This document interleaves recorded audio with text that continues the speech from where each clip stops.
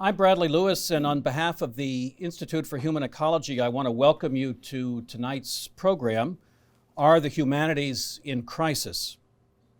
The Institute for Human Ecology, as you know, is dedicated to the study of human flourishing in the light of the Catholic intellectual tradition.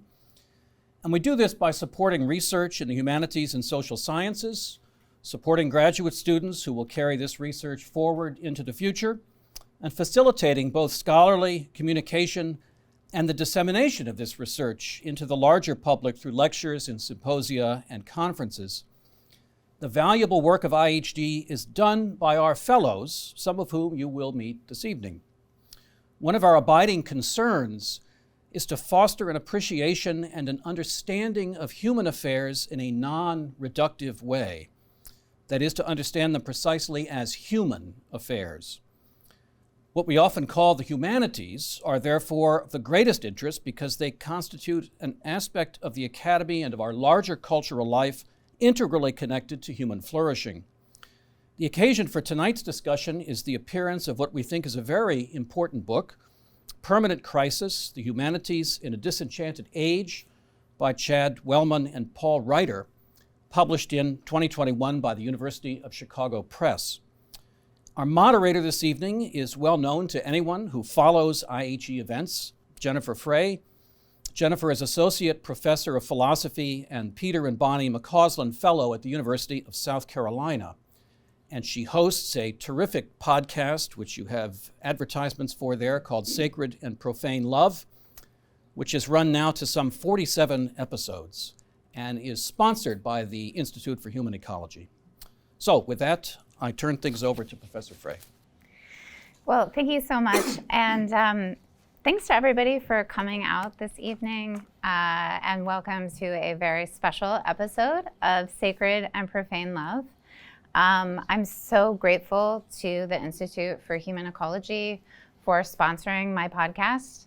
I certainly would not have continued podcasting without their support, and the podcast has been successful beyond my wildest dreams. So again, just very grateful to the IHE. And I'm so excited about this particular episode. First and foremost, because normally I podcast squirreled away in my teenage daughter's room, which is like the best soundproof room in our house. I'm not normally in such a lovely environment, and I don't normally get to chat with my guests in real life. But I am also just so excited to bring into conversation two people whose work on this topic I admire a great deal. So I'm going to go ahead and introduce my guests for this conversation. So Chad Wellmon is a professor of German studies with appointments in history and media studies at the University of Virginia, where he teaches and writes about the history of knowledge and information, the history of technology and universities, and media and social theory. He is co-director of UVA's new curriculum and principal of Brown College. He studied political theory at Davidson College and did his graduate work at UC Berkeley. And of course, he is the author of Permanent Crisis, which is a book that you should definitely read. And then my next guest is ZENA HITZ, who is a tutor at St. John's College. Her book, Lost in Thought, The Hidden Pleasures of an Intellectual Life, which honestly, I love this book so much. Everyone should read this book and, of course, listen to the podcast episodes that I've done on this book. So her book, Lost in Thought, recently appeared in paperback from Princeton University Press. She gives lectures through the Thomistic Institute on themes of leisure and its necessity for human beings. Her scholarly work is on law, virtue, friendship, and human nature in Plato and Aristotle. And she also founded the Catherine Project and now serves as president of its board of directors. So thank you for joining me, Chad and ZENA. So I want to talk about this question, whether or not the humanities are in crisis. And I want to start just by inviting Chad to summarize kind of the main outline of your book, which I think it's just such a fascinating thesis. So I'll let you explain it rather than try to do it for you. So very briefly, but first off, thanks so much for the invitation. Also, thanks for everything that you do, not only with the podcast, but your writing, your thinking, and your just being in the world. In ZENA, your book, if you haven't read it, obviously, read it this evening. I reread it over the weekend, and I was just, it's just so forcefully clarifying and compelling. So it's really great to be with the two of you here. So Permanent Crisis, the Humanities in a Disenchanted Age. I think the first thing I would say is it could be a really quick reading because you have to grant me, you don't have to grant me a premise. And within the first 15 pages, you can stop if you don't grant that premise. But because it's pretty crucial. And the premise is something like the following. Both in terms of scholarship, but also in terms of a broader readerly public imagination, the humanities, the continuity of the humanities as a project that stretches across millennia, that stretches across cultures, that stretches across institutions, most often imagined to stretch back to Greek and Roman antiquities of all sorts and everything in between, with a great rebirth period in the Renaissance, has been greatly exaggerated. And this kind of gets us, so this continuity has been exaggerated. And this gets us to the second part of not just the book, because that's just the first 15 pages. If you don't grant that, you can stop. No, they're continuous. To what we call, Paul and I call, the crisis of the modern humanities. And by modern humanities, we mean modern not in terms of a certain periodization, a certain time period, or even necessarily a temporal marker at all, but primarily a disposition. That's a certain present-mindedness, right? So the modern humanities are, in our lights, defined by, characterized by a certain present-mindedness, by which we mean, instead of taking as their object of concern disorderly desires, the trans-temporal ordering of intellectual desire, they're always wrapped up and pitted over against some contemporary problem. It's either in the late 19th century, the natural sciences, in the early 20th century in the United States, a certain vocationalism. It's the Soviet Union and the threat of technocratic hyper-organization in the Cold War. Today it might be, it can be lots of things, neoliberalism, right? So the modern humanities, to our mind, are defined by a certain present-mindedness. And that's wrapped up with kind of the second part of the permanent crisis, and this is what the book really deals with, is that to our minds, the modern humanities are fundamentally an institutional project, right? The modern humanities don't refer to, or at least should not be conflated with, particular intellectual disciplines, particular intellectual practices. They're primarily an institutional organization. Think of it as an administrative unit, right?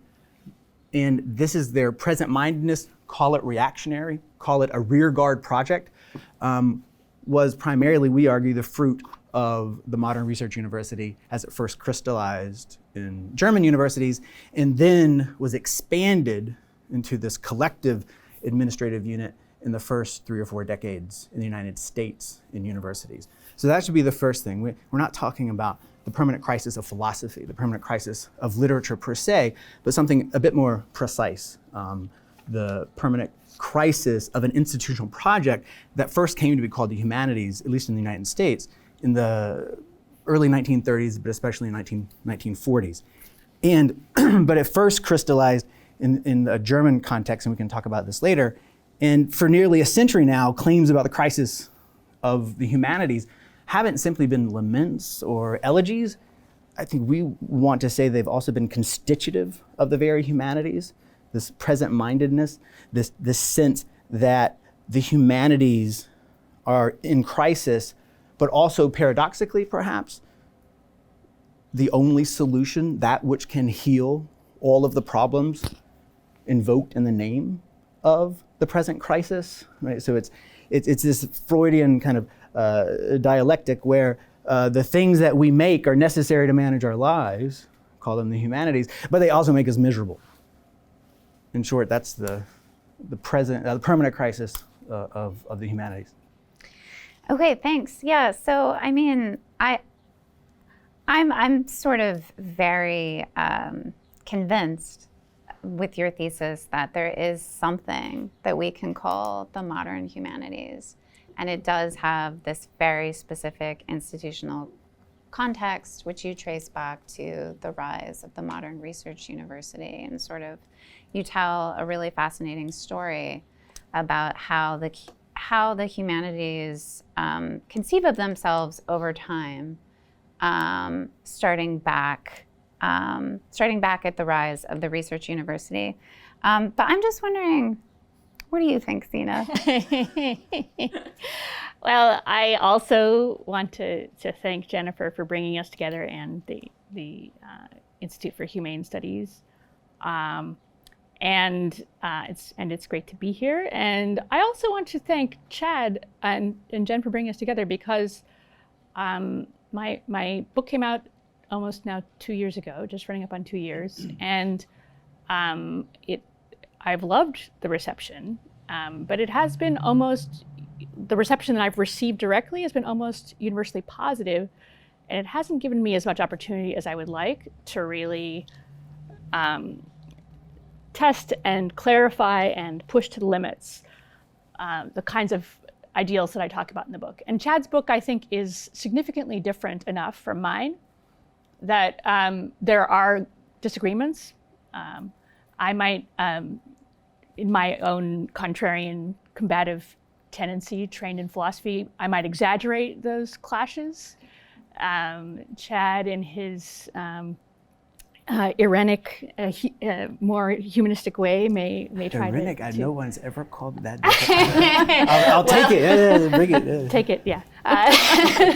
Anyway, but to get to the point, so I was struck reading Chad's book, that one of the rhetorically powerful things about it is all of these quotes from professors, going back into the turn of the 18th century, saying the humanities are in crisis, and both he and Reitter do an excellent job of finding words and phrases and sentences from very different, what we think of as being a very different context in the 19th century German university or the early 20th century American university, where people are saying exactly the sorts of things they say now. The humanities are in crisis, and I think that I agree. So I'm going to first focus on the things which I think I agree with, or there's an affinity with, and then I'll try to hone in on the disagreement, which might take a bit of time for us to work out among each other. The point of agreement, I think, is this: that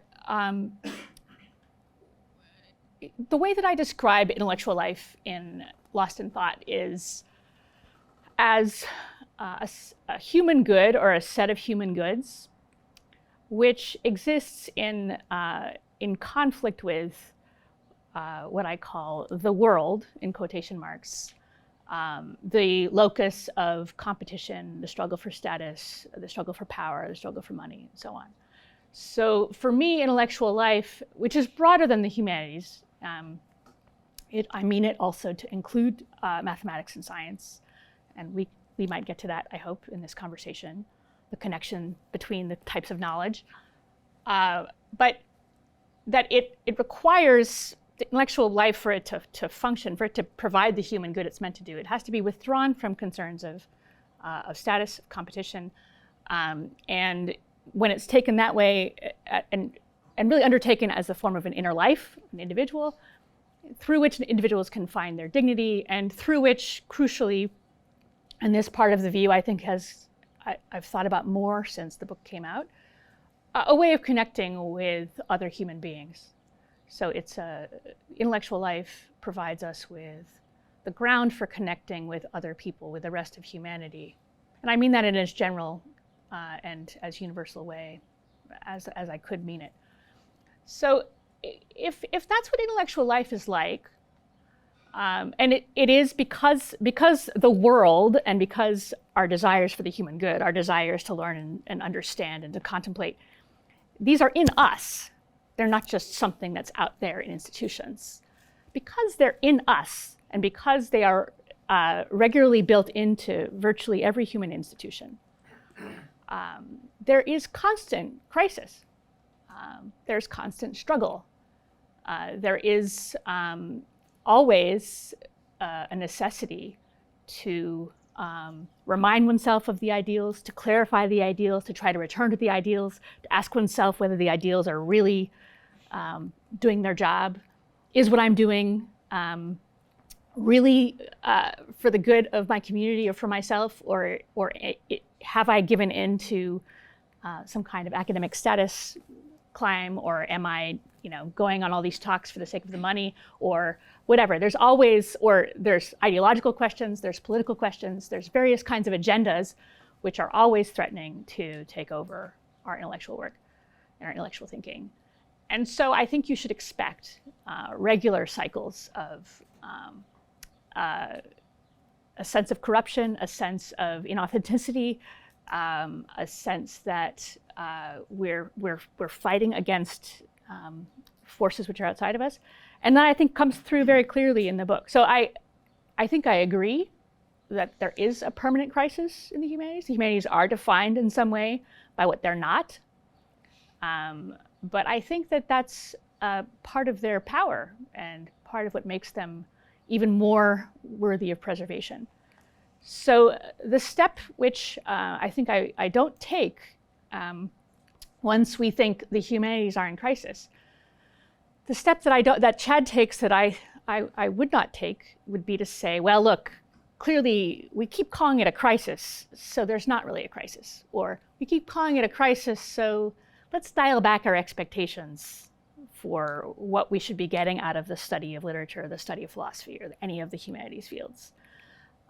Let's try to develop a more realistic point of view about what we're doing, so that we're not just rising and falling on the sense of our living up to our ideals or our failure to live up to our ideals. And that, I think, is not right. So I think that the structure that Chad and Paul Reitter have noticed is a structure that belongs to any kind of idealistic living. It's not specific to the humanities, it's totally general. So I think about Christianity, for instance. Jesus says, love thy neighbor as thyself, and love thy enemies and bless those that hate them. Now, I think if you looked at Christian institutions in any particular time period, you would find numerous claims. People are not doing this. This is not loving your neighbor. This is not loving your enemy. We are failing to be Christians. Christianity isn't working. Christianity, like any religion, any serious attempt to live well for human beings, involves these kinds of conflicts between our ideals and our ability to live up to them, and our institutions' ability to live up to them. And that doesn't mean that they're not crucially important. In fact, I think it points to just how crucially important they are. So that's one way of putting this disagreement. Now, I'll just say one more thing in danger of soaking up all the time, that I think one of the things that one doesn't hear much in the discourse about the humanities these days, in academics' self-identification of themselves, and it certainly doesn't appear in at least the way Chad and Paul Reitter talk in their book about themselves. The humanities are for the sake of our happiness. Study is for the sake of the human good. It's for the sake of happiness. And that may not be neatly definable.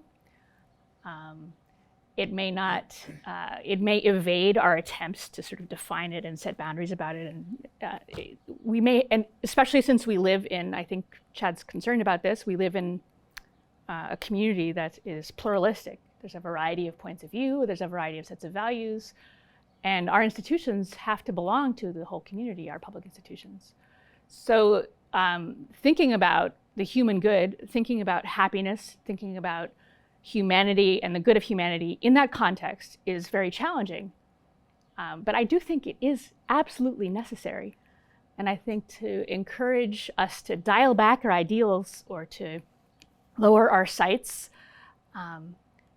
is a colossal mistake. I think the humanities have underpromised.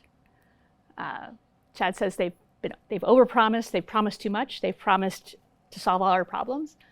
I think we have not emphasized sufficiently that living by ideals, renewing our imaginations, learning the arts of understanding, these are what give us strength and power against all of the forces out there, whether they be forces from industrialization, forces from technology, forces from global corporate rule, whatever they are, however we want to define them. So that's in a nutshell my disagreement. I hope I haven't gone on for too long. No, not at all. Okay. I want to try to maybe sharpen the disagreement a little bit. Well, I thought that was sufficiently sharp for me if you want to. Yeah. Well, maybe I want to sharpen the knife. I don't know. But yeah, so I mean, just to bring out, just for listeners who haven't read Chad's book, it seems towards the end of your book, I mean, you have this historical account, which I found really fascinating and compelling, about how the modern humanities is something completely distinct from the traditional liberal arts. The liberal arts are the arts that make us free, and we study for its own sake and not for any utilitarian purpose. And then the kind of Renaissance conception of the humanities, that the modern humanities are something new, and that they are essentially related to the crisis of modernity, right? So they're self-understanding as humanities comes to be that they're not the natural sciences, right? That they are also the place where people are going to find the things that modernity has made seem impossible or pushed to the corners. So what is anything valuable? Does anything have meaning? What's the story now about ourselves? It's the job of the humanists, to give you purpose in an otherwise alienated and soul-crushing, modern, disenchanted hellscape. And so the claim that I think you kind of build towards at the end, because you do want to get away from crisis talk, it's not helpful. I'm not sure whether or not you want to get away from the modern humanities. That's a question I have for you that I hope you will answer. Because it seems to me that possibly you do, because if the modern humanities is essentially built up with crisis, then disentangling the crisis from the modern humanities might mean that the modern humanities itself ceases to be a thing. But, so you work yourself up to this position where you want to say, well, the humanities have oversold themselves, right? And this is where I think you sort of align yourself with Weber at the end. And of course, I want to hear the extent to which you align yourself with Weber in the end. But Weber famously argued that professors shouldn't be prophets or priests. They shouldn't, be imposing or indoctrinating values as part of educating university students. They should be dedicated to Wissenschaft, as Weber understands it, which is a kind of disciplinary, specialized knowledge, a kind of expertise, right, that has a sort of utilitarian value, and that is connected to a somewhat peculiar account of progress, and that this kind of Weberian account, I think you think is more realistic. Possibly you think it's more valuable. I'm not really sure how closely you align yourself with this view. But then it's really clear how, ZENA and I will be like, but no. No, actually, it's not that the humanities. It's not that or at least I'm not arguing that the professors should be prophets and priests. Priests should be priests. But we can't just be experts either, and especially as philosophers, expertise is not very appealing as a form of knowledge for us, because what on earth are we experts in? For us, it's about something much more robust, like wisdom, right? And I certainly don't want to. I don't want to give that up. And I don't think that holding on to something more robust makes me a prophet or a priest, but just a philosophy professor. So anyway, sorry, that was a bit long, but maybe I'll just invite you to respond. Yeah. I have a lot to talk about. So I'll choose a few things. I think, so first, ZENA, I think what I would say something like the following, which is, I actually see, and I understand that this would have to be presented as an argument, because it seems so not the case.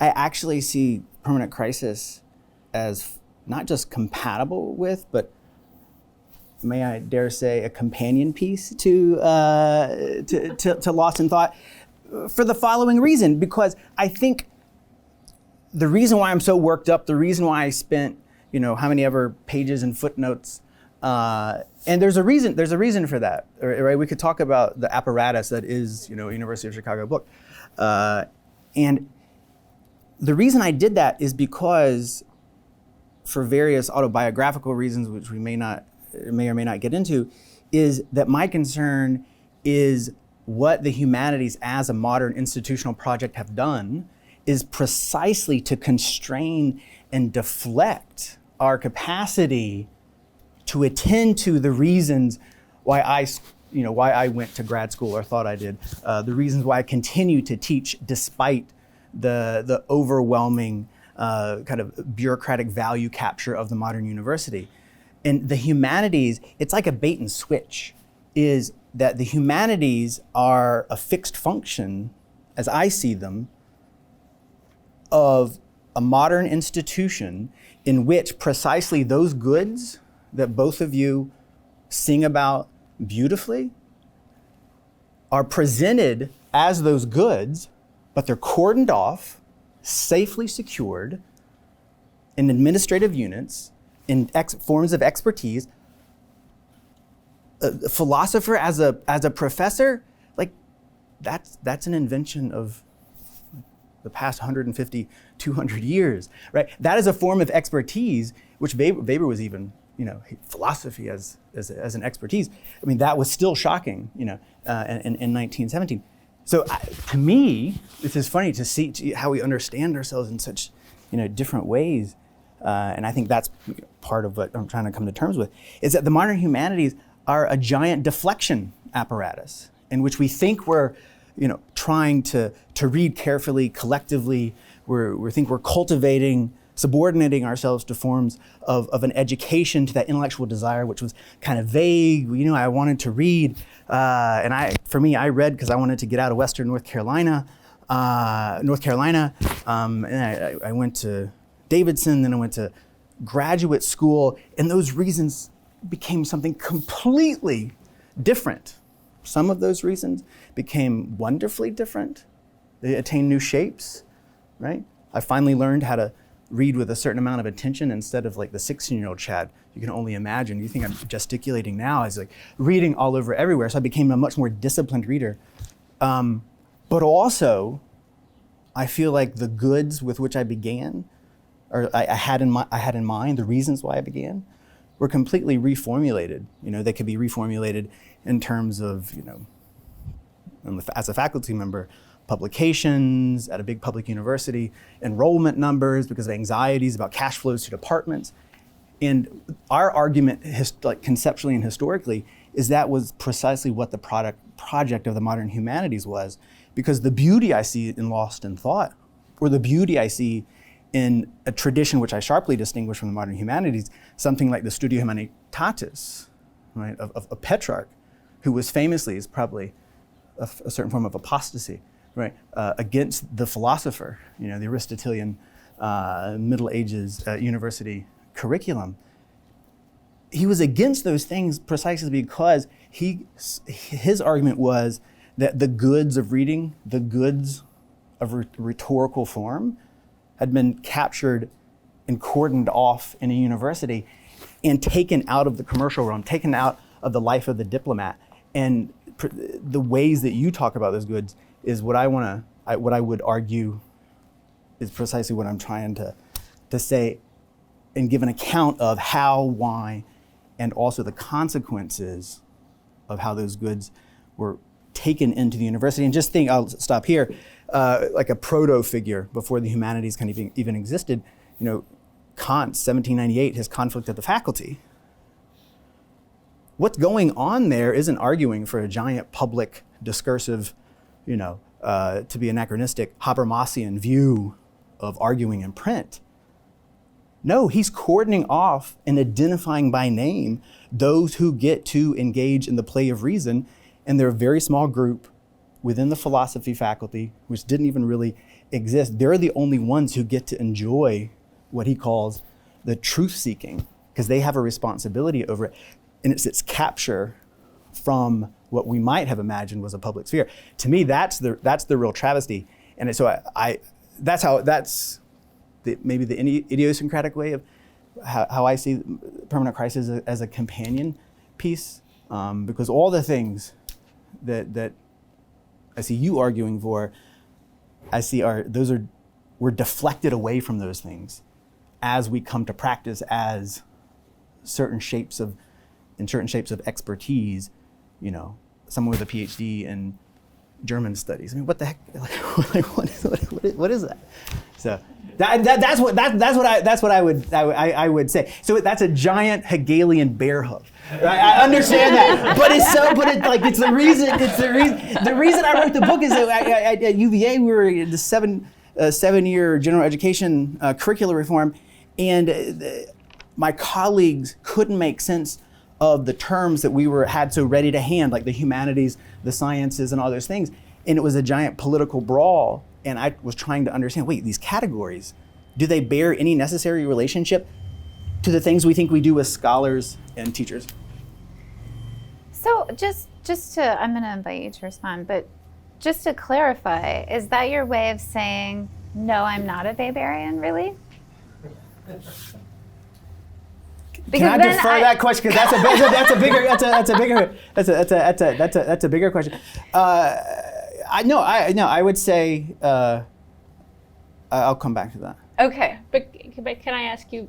I mean, I have some thoughts. What you're saying is very interesting, but can you just clarify what you mean when you say the humanities have overpromised?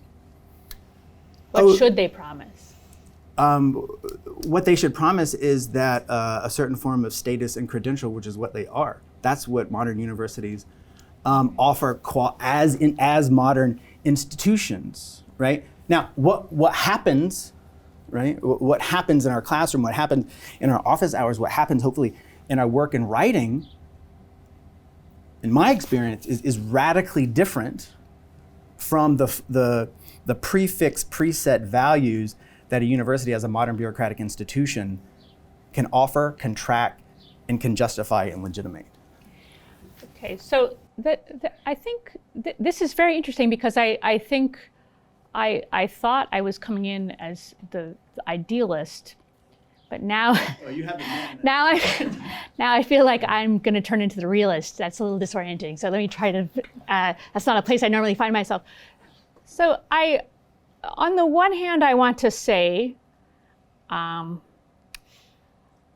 don't even believe in the humanities. What I believe is in the disciplines of understanding and the use of the imagination, which I think cut across all of the disciplines of knowledge, including mathematics and science. And I teach in a place that has no departments, where we have the opportunity to see how different arts of understanding, different modes of understanding, different disciplines of understanding interconnect with one another and can be seen as related human endeavors. Okay, So on the other hand, so that's, and I would like to see, I think like you, institutions which were recognize this type of activity as a human good, not a profession, but a human good. But I think this is true. This human good, like most human goods, it needs some kind of profession to safeguard it, to keep it, to preserve it, to pass it on. And I have no objection to there being institutions of that kind. Even though I'm used to being the anarchist in the room, so I'm, but if Chad wants to be the anarchist, he can take the anarchist on. So I want to say that there's something reductive about the way, Chad, that you're talking about the institutions of the humanities. So on the one hand, I'd be the first to complain about the smallness of mind, the superficiality, the excessive use of political issues, all of the misunderstandings which are rife in the humanities disciplines as I know them. All of the ways in which it's done badly, all of the work that's done that isn't really worth doing, all of that is true. But I know that those institutions are safeguarding something. I know that there are teachers and students who engage in the disciplines of thought and learning and understanding, students whose lives are transformed by encounters with particular books or particular ways of thinking. I know that there is research that's done that is illuminating and important and enormously helpful for people who want to carry on these practices into the future.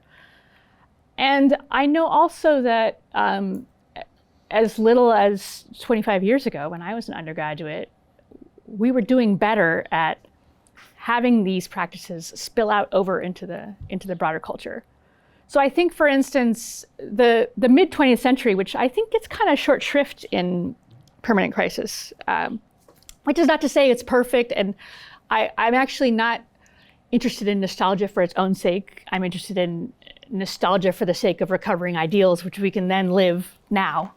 But I do think that, these people are very earnest. They talk about the human. They talk about the human good and the family of humanity. This is the age of the crisis of man, as Mark Greif puts it. Their earnestness, it seems to me, is something good. It's imperfect. It's corrupted sometimes, but it's good. And it spills over into the broader culture, so that I think about Huey Newton, who founded the Black Panthers. His brother, he didn't go to college. He graduated from high school virtually illiterate. But his brother went to college, and his brother Melvin left his copy of Plato's Republic lying around. And Huey Newton taught himself how to read by slowly reading Plato's Republic over and over again. Now, that's an example of something which, this isn't happening in a university. This is non-institutional learning, but it is somehow related to something that's happening at a university. And I think you dig into the 20th century or the 19th century to the accounts of workmen's institutions, mechanics institutes, all of these grassroots intellectual organizations. And what you see is people, that work that is however badly, however incompetently safeguarded by the universities, it's making its way out, and it's doing the thing it's supposed to do in the lives of ordinary people. And the danger now, which I know Jen will want to talk about too, we do live in a time of, I think, unique crisis. That is, it's not as if once the humanities institutions dry up from lack of funding or dry up from lack of students, it's not as if we're going to have this tremendous renaissance that happens there out in the world. We need those. It might happen. I hope it does. I pray to God it does. But what I think we might face instead is just a kind of desert for these kinds of study.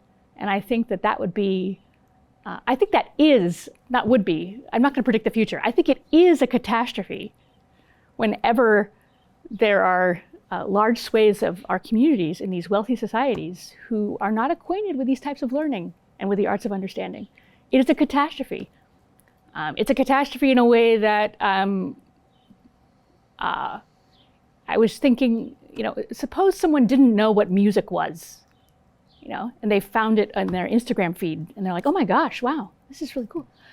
You would think something has gone wrong with us if we don't have institutions which promote music, build music, pass on music, do music to the highest level, and then which in some way radiate out into the broader culture. So anyway, that's my thought.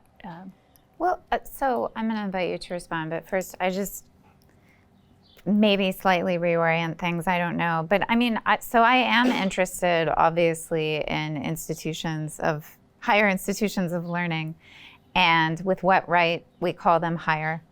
We know that they are higher in price, but that doesn't seem like the relevant sense of higher.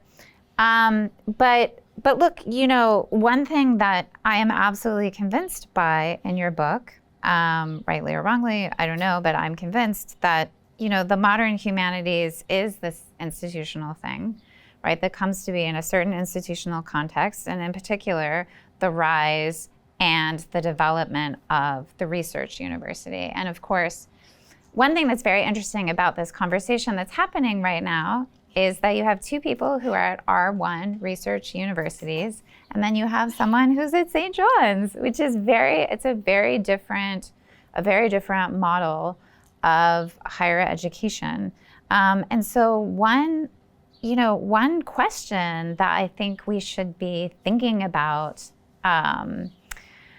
in a very serious way is the question about the extent to which the humanities can thrive in the research university as it is currently configured, where it just is a fact that I am not going to get tenure. I have tenure, thank God, but I'm not going to get tenure based on the public philosophy that I do or the glowing student evaluations I get or the lives my teaching has transformed. It is going to be a quantitative measure of my isolated research outputs, which will be evaluated by other experts on their contribution to knowledge, right? And that's the model. And if I want to get full, I better stop podcasting and start producing more Weberian Wissenschaft, right? You just need to get somebody to put that in hardback. Print out the transcript. It'll probably sell much better than Permanent Crisis, and you're fine. Yeah, I mean, that's the thing. I mean, I was filling out my annual review in the airport on the way here, and I was in the airport with my department chair, and I had to keep asking him, wait, where do I put all of my writing from this year? Because it's not in academic journals. It's in stuff people read. And and he was like, yeah. And therein lies the problem. He was like, okay, maybe in this section you should just naturally, because of course it's an online form, and nothing that I was doing over the past year was neatly fitting in any of the categories. And he's like, well, within this category you can just subdivide and make your own categories, and it'll make sense to people. But he's like, but make sure people know that thing you wrote in the point was 5,000 words, that it was somewhat serious. I'm like, okay. And it could be counted. That's right, because otherwise it's not going to get counted. And so I guess, my question is, if the humanities are in crisis in the most basic sense that we don't have majors, our graduate students are depressed because they're pretty sure they're not getting jobs, our departments are being slashed, things feel very fraught and uncertain. If they're in crisis in that ordinary sense, or they're in crisis in the sense that they're in decline, right? To what extent do our institutions need to change, right? And should we be thinking about how our institutions should change such that maybe the modern humanities become something more like the traditional liberal arts, or maybe they become something else, something new. I'm just wondering what you think. Yeah, I mean, my contention would be, one, to stretch, I'm going to do the inverse of kind of the premise of the argument, and the catastrophe of which you spoke, ZENA, is of a longer durée, right? It's early 19th century, mid-19th century, when all of these ways of valuing, of deciding how and what is worth valuing, the first ideas of publication as a marker of intellectual value. When Schelling, in the 19th century, before he came, in the 19th century, before he moved to Berlin, when he played several offers from different German universities off one of another.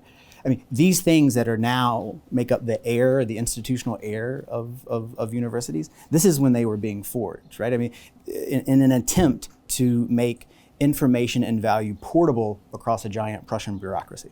Like that's the in the weeds part of this argument, that the catastrophe was long baked in. It's baked into the institution. And my concern, to get to what I take to be kind of the motivation of your question, Jen, is that the humanities they weren't something that suffered from the onslaught of this.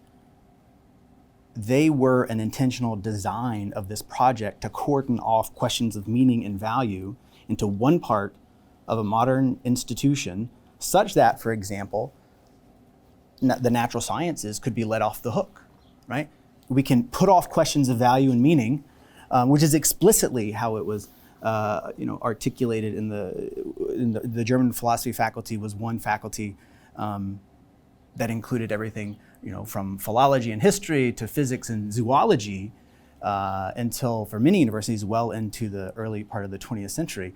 But this idea of a unity of knowledge was something that kept coming very much under pressure. And one of the biggest kind of fissures was this question of, right, where are questions of value and meaning going to go? So for me, one of the biggest catastrophes is this obscuring, this occlusion of precisely the goods that we're talking about, and then settling them into one administrative department and unit that can be concerned with questions of value and meaning, while all the other forms of knowledge, the natural sciences, the physical sciences, the things whose use and utility can be much more publicly, i.e. in terms of the state, communicated, they can just go on doing what they're doing. So that, to me, that's one further catastrophe of this. One, we obscure the goods, and we end up talking about something called the humanities, but like what we're really talking about are, to my mind, I think, right, arts of understanding, as you put it,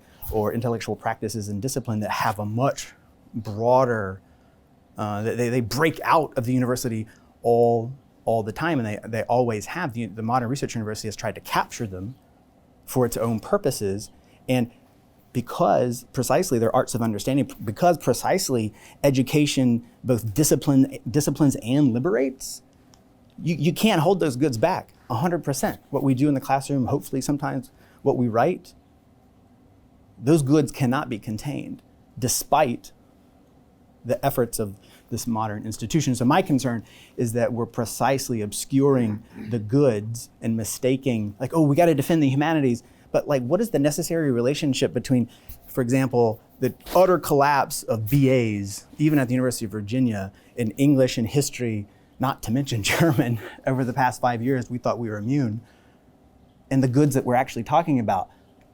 I'm submitting not much.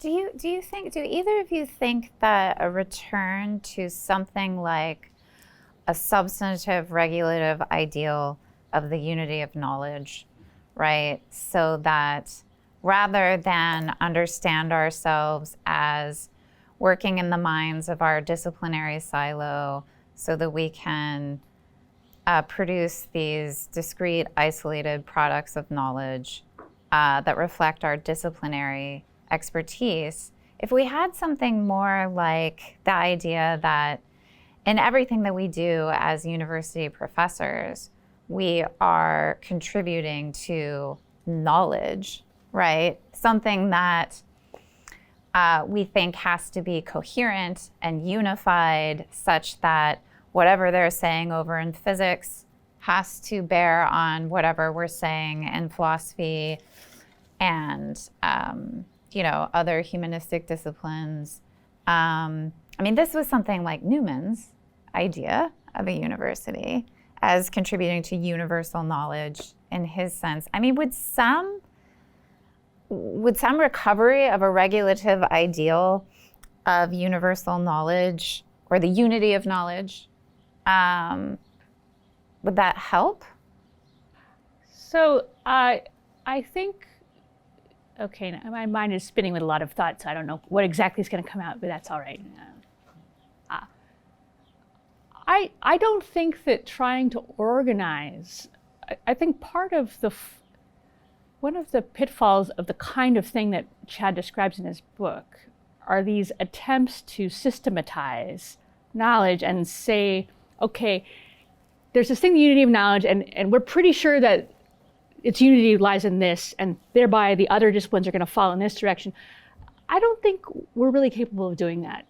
I don't know whether we are in any context, and we certainly aren't in this pluralistic context where we are now. So for me, the question has always been about communication, that is, reading. One of the reasons why I love my job more than anything, I get to read these classics of mathematics and science. It's so interesting. Oh my gosh, it's so intellectually exciting. It's the best thing ever, okay? Now, I feel like if more people who were quote unquote in the humanities, like I am, I'm classics and philosophy, if they took an interest in them, I think it would be illuminating. I don't see anyone who has the authority to go to, say, a physics department and say, you know what, we've decided you're subordinate to philosophy. Like, you have to do things in a particular way. So we have to proceed by positive ideals, things that are attractive. We have to find a way to make the disciplines attractive each to the other, and to build in whatever way we can communities where people are talking to one another. And so that in that sense, I think I'm maybe, again, this feels so weird to say it, more pragmatic than I think. So I'm not interested in trying to impose a view of the unity of knowledge. I don't know what the unity of knowledge is.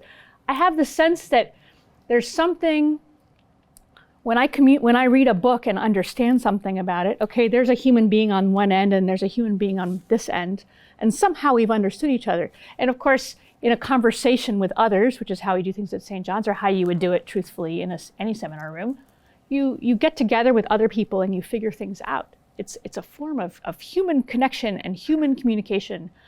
And that's what, to me, testifies to the unity of knowledge, is the possibility of communication across disciplines, real communication, substantive communication, not a lot of interdisciplinary things maybe don't meet that standard. And I object, I talk about it in the book, I object to focusing research universities, and especially in humanities departments, only on research. I think there should be more emphasis on teaching. I think the class sizes should be smaller. There's all kinds of material conditions and things that professors complain about, like the corporatization of universities, the use of sort of HR benchmarks to determine what counts as knowledge and so on. Okay, there's all kinds of complaints we could have, but I think that you fight with the army you have. So the question, I think, for us is, wherever each of us is, whether we're at an R1 university, whether we're at Catholic University, whether we're at St. John's, is, what can I do to make these activities as human goods real in my community? And I don't know whether I can say much more than that. Right. So, yeah, that's what I'm going to say. Well, I'm going to exercise a lot of restraint for, do you want to respond? Well, just because I think, I hadn't thought about it like this. And so I'm going to shock myself and say, yeah, actually, I think I do believe in a unity of knowledge, not in a metaphysical sense, not in a taxonomic sense, but in the word you use, community, in an ethical sense. Because, and here's what I mean by that. I mentioned the curriculum reform, which this book was written, so it's autofiction of a Weberian sort, right? Detached and passionately detached. What I did for 5 years, and I didn't articulate it to various people at the time, was I spent 20 hours a week probably meeting with faculty across the university and my colleagues, and we had these huge knockdown, drag out intellectual fights. Is not trying to categorize knowledge in some kind of late 19th century neo-Kantian map, absolutely not, but trying to help them articulate what they never would have used language like this. But we don't quote Jefferson, we quote Aristotle, but my colleagues don't know that. And because what I saw my job as doing is to help, one, I was curious, I wanted to learn, but to help them understand what they're actually committed to. I would call the intrinsic goods, the goods internal to the doing of whatever discipline they're doing. They just don't call it that. So I go talk to the physicists, and it's not about how does that map up with some form of logic in the philosophy department. It's like, why do you do this? How do you understand the good things and the reasons that you're doing when you do this? Okay, here's what I heard. I'll come back. And then going from area to area to do it, sometimes it mapped onto departments, sometimes it didn't. But what it forced us to do, and this is what made us, quote, a corporate body in that kind of Parisian sense, right? Universitas, was that we're all committed in some form or other to a whole array, this dappled array of goods internal to disciplined study and intellectual doing and exercises. And that's what we fight for, that's what we want to do, and that's what we aspire to do. And it just so happens that sometimes it does and sometimes it doesn't map on to the institutional structure, or even the institution in which that right now currently allows us to care and sustain those goods, and which is only relatively recent, right? And so my bet is that maybe those institutions will be otherwise and look differently. Yeah, I mean, I actually think, and then I'm going to open it up to audience questions, but I actually think the way that you articulated the unity of knowledge is not so far off from Newman, but we can talk about that later because I'm obsessed with it. But now I do want to, I don't normally do this in my podcast, but obviously this isn't a normal podcast. This is like a supercharged episode. So I just want to invite anyone from the audience to ask a question and to continue the conversation. So if you have a question, just raise your hand. Yes, in the back. So what you need to do actually is walk to that microphone so that the people listening to this have any chance of hearing you.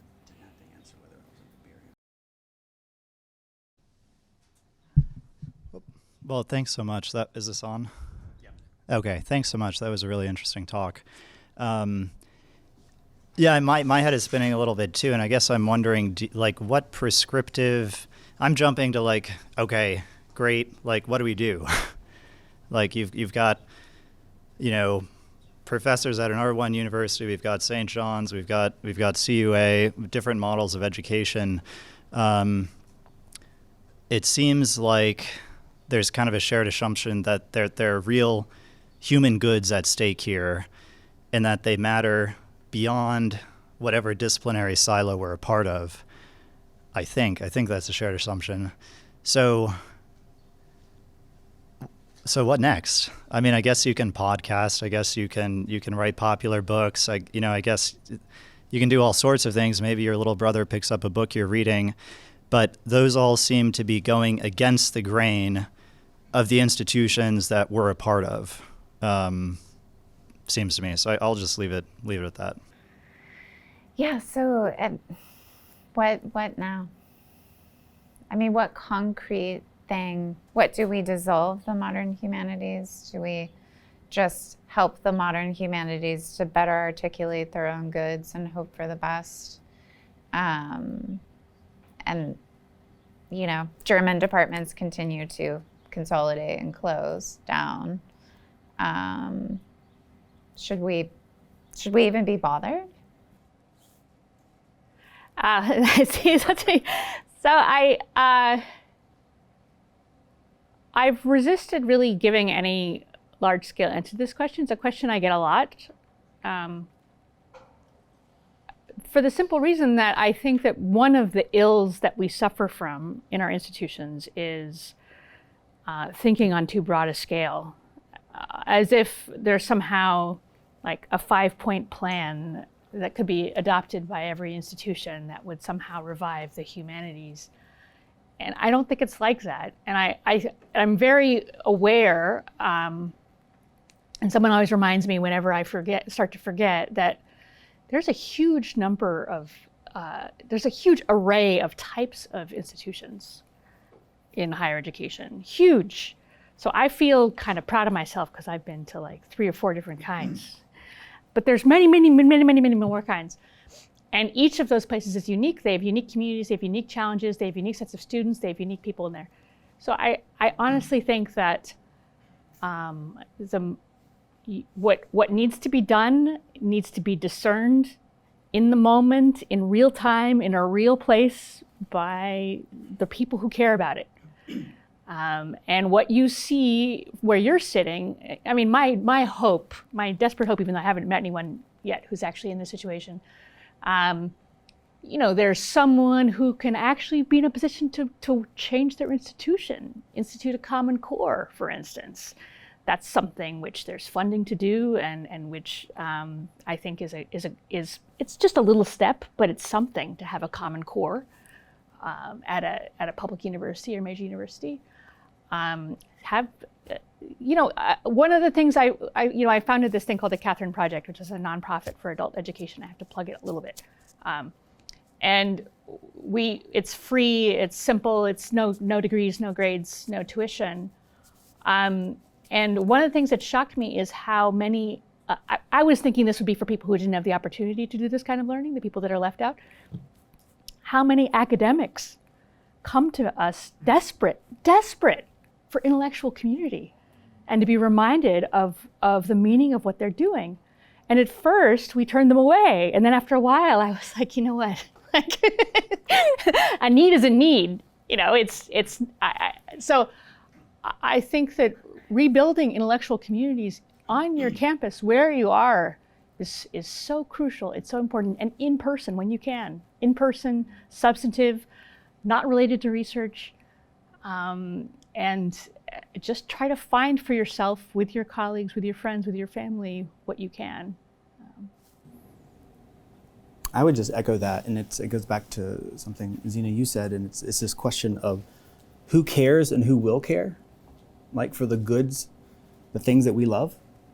And I found the exact same thing among my own faculty in Charlottesville. The intellectual desire, the sometimes abused, ill-formed, the Missbildung, right, as Nietzsche would say, of that was rampant. It was so sad, but also so energizing and hope-giving. And excuse me, but it really came back to that: who cares and who will care going forward. And so most curricular projects, in my experience, when I read, because I historicize everything, I read the last 20 years when every institution of higher education in the U.S. tried to undertake one of these big gen ed reforms, and they almost all were, quote, student focused. Within 2 months, it was like, oh, that's insane. The people who need help, the people who need each other, the people who can care because they're institutionalized are us. And so it was really that focusing on that corporate body, like the Universitas as a guild, right? We've forgotten our guild-like nature. And so its curricular form is always local. It's always about who is there to care over time and to shepherd those goods and then completely transform them. And it's totally political, right? In the highest and lowest sense of that term. And one last thing I would mention, because an analog, but not really, to the Catherine Project, over the past 2 years, one of the most life-giving things I did was help start with kind of a School of Continuing Education, a liberal arts program for working adults who had some college credit, but not a BA, which is about 64 to 65% of the US population over 22, right? While the BA havers still hovers like in the 30s. Oh my word. I mean, it was completely liberating and an utter failure the first 2 weeks because I was using categories like philosophy and literature that read PhD, Whole Foods visiting, that read me. And then, but once I just brought, okay, we're just gonna read Aristotle. We're just gonna read Tresium Immunicatum. Then the intellectual desire got to flow in ways that I hadn't experienced, but it really was about community building then and there, and they learned their own idioms, they learned their own rhetoric, they had to respond to each other. And it was, again, like ZENA's question, who's gonna care? For these goods that, however inarticulate they are, we can shape and craft together, but it's hard, inglorious work that doesn't show up on the annual report. Yeah. For sure. Yeah. Any other questions? Yes. Can you walk to the, thank you. Thank you so much. This was great. All three of you, I admire your work. So my question is, all three of you kind of mentioned this, like who cares and who will care.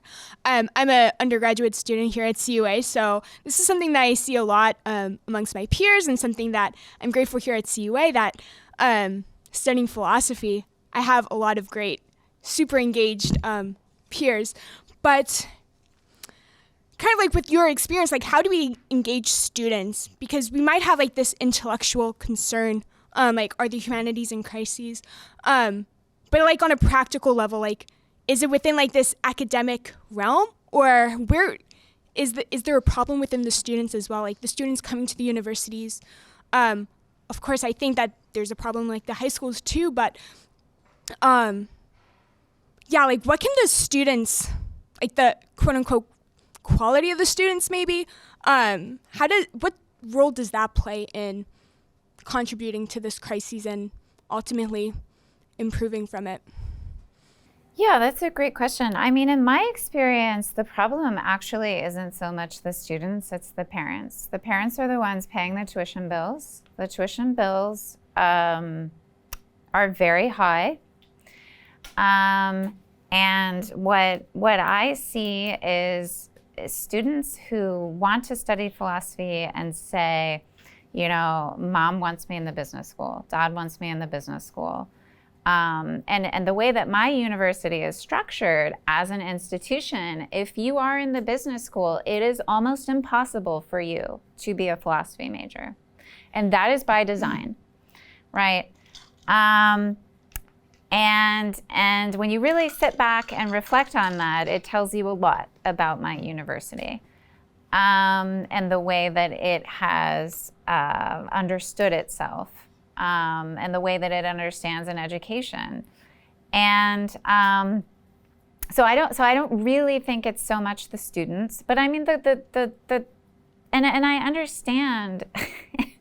I mean, I have 6 kids, and I'm looking at like college, and I'm just like, oh, I don't know. Maybe you could be a welder. It seems like a very noble profession.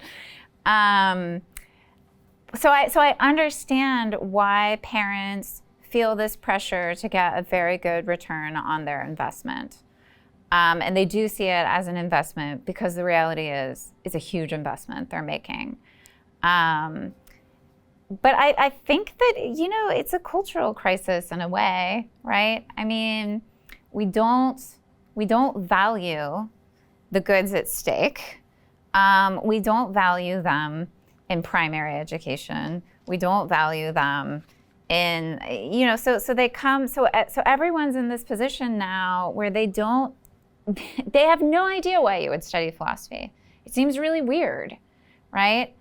And there's no like elevator pitch I can give them because frankly, it takes a certain habit of mind, I think, or way of seeing the world to even enter into that conversation in a productive way. Now, practically speaking, what I have found is that you have to meet people on a very personal level.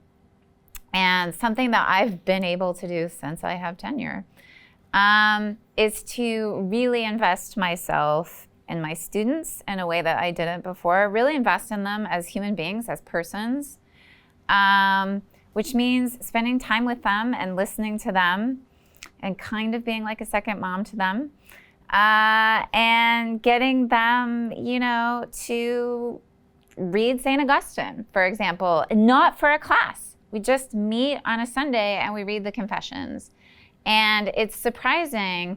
And in our Thomistic Institute, gonna plug the Thomistic Institute. Father Aquinas left, but Thomistic Institute, we have these Thomistic Institute reading groups where the majority of the people in the reading group are in the nursing school or in the business school or in real estate. You can major in real estate.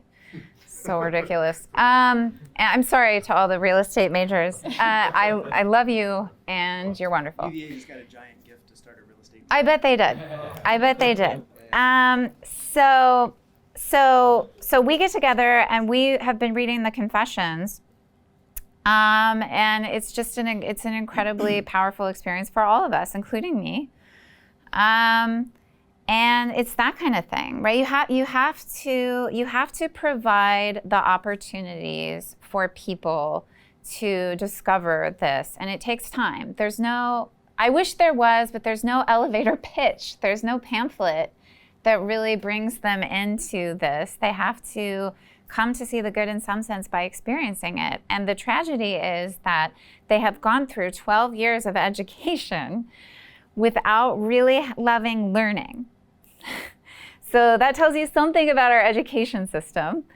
But that's a different obsession. Yeah. Just a story that is ongoing, and it's actually with my 18-year-old, who so my wife, his mom, studied Shakespeare, thought she was going to be a Shakespeare scholar until she actually met graduate students when we were at Berkeley, and then I like to read, so she decided not to do that. And so he's now 18, he just applied to college, he's a senior, and he's going to go off to college. My anxiety almost his entire life was twofold. One, most importantly, he wasn't a jock. Just to be honest. That's my lack of virtue, because I was played sports, that's what I did. But he didn't like to read. And that, for his parents, that was, my wife is just a better person, so she was able to love him regardless. Me, it took me 17 and a half years to, I think, actually love and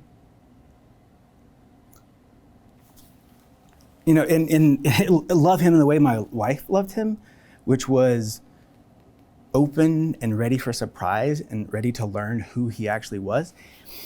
Because for the past, since he was in 6th grade in Charlottesville, he has been obsessed, with engineering, and we have these amazing engineering labs, and he builds the most, you've probably seen him on my Twitter feed, the things that this kid builds. And so he got a job at Wellmon's during the first month of the pandemic so he could support his habit of building these insane things.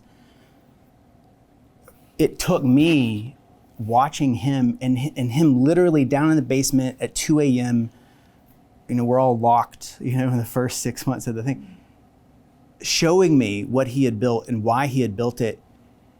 And the way he talked about his, his latest drift trike was one of the first things he built the engine and everything. The way he talked about that was the way I talked about Nietzsche when I was, or Kafka. And then I think, so love and trust has a lot to do with it. And also, not to rag on the philosophers, is that I see my son, he practices engineering as a liberal art. And also when you go, and so I've been writing to try to make sense of this, when you read about the history of MIT and all these engineering institutions, they compare their technical training and what they want to do, they call them disciplines of the mind. But instead of reading, and parsing Greek verbs, they're attending to mechanical processes that they claim have just as an intellectually formative power as these other things. And so that's a circuitous route back to your question, but to me, it took 17 and a half years to see the capaciousness of the liberalness of learning and the forms that it can take. And it, unfortunately for my son, it was manifested in him in our relationship, but everybody else is going to benefit from it. So he's good. To me, that love and that capaciousness to see the goods that ZENA and Jen are talking about in so many ways, which makes all the sense in the world given, the order of the cosmos. It would be in so many more ways and forms than we can manage in our institutions. So I'll just say one quick thing, and I'm sorry, I see the other questions. Just the one quick thing, just because both of these, I totally am on board with everything they said, but they are both from the perspective of adults. And I just want to say, you young people, you have so much power over your own life and over the lives of your friends. It's so simple. All you need to do is get together with one or two other people and read a book, and have conversations that are open-ended, without an agenda, without a resume thing, and it makes a huge difference. But I think it's one of the diseases of our culture is this sense of passivity. It's like, when is this going to happen? And we all have choices, and you can do it. You can do it yourself with one or two other people. And once you get in the habit of it, you'll see how much better it is to live that way. So I just want to encourage you to, you don't have to wait for one of us to reach out to you. Just do it. Because college starts in kindergarten now, right? The long slog, Oh my gosh. right, of being disciplined and reprimanded into excellence starts in kindergarten. Yeah. Yeah, so I'm just mindful of the time, and so there's going to be plenty of time to chat after it's sort of like officially over, but I'm just going to take the liberty, since it's my podcast, of giving myself the last word. And well, first of all, to thank again ZENA and Chad for joining us, because I really do feel like I've understood your book better now. And I'm also like clarifying my own thoughts. I'm just, my own thoughts are becoming more articulate as a result of this conversation. But I guess just my final thought, the thing that I came to see too late, in some sense it's never too late, but is this idea that, and this is something that your book really, really clarified for me in a way, and that is that the intellectual life is stifled when it becomes competitive, when it becomes about your ambitions. And it's very, very hard for professors especially to confront this in a really honest way, because our whole profession is about how ambitious we can be, how quickly we can go up the academic ladder. It's not the same as the corporate ladder, but there is a ladder there, and it is a place, the academy has become a place of domination and ambition. And I don't mean ambition in the positive sense that you're ambitious to find the truth. I mean ambitious in the really, the sense that you want to be superior, you want to be better than other people. And I think that what all of us should be reflecting about, all of us in higher education, is thinking about how we can recover a spirit of cooperation, right? That we are after the same good. It's a common good. A common good shouldn't be competitive, right? And the extent to which we get honors and promotions is fine. I just got a promotion and I was very pleased about it. So it's not bad in itself. What becomes bad or disordered is when you lose sight of the fact that we are after a common good. I would call that common good truth without apology. We are coming at that common good like from our own disciplinary perspectives. But if it's really a common good, then it's something that we share, right? That we participate in together. And, I think Aristotle is so good at articulating this kind of good, and he constructs his whole account of friendship around this idea of a common good as the good shared between friends. And we have lost, it seems to me, the most important thing, which is intellectual friendship. As the university is the space where you really cultivate intellectual friendships, right? Which is a distinctive and completely wonderful kind of friendship, right? Which ZENA and I talk about in episode 6 of this podcast, and you should listen to.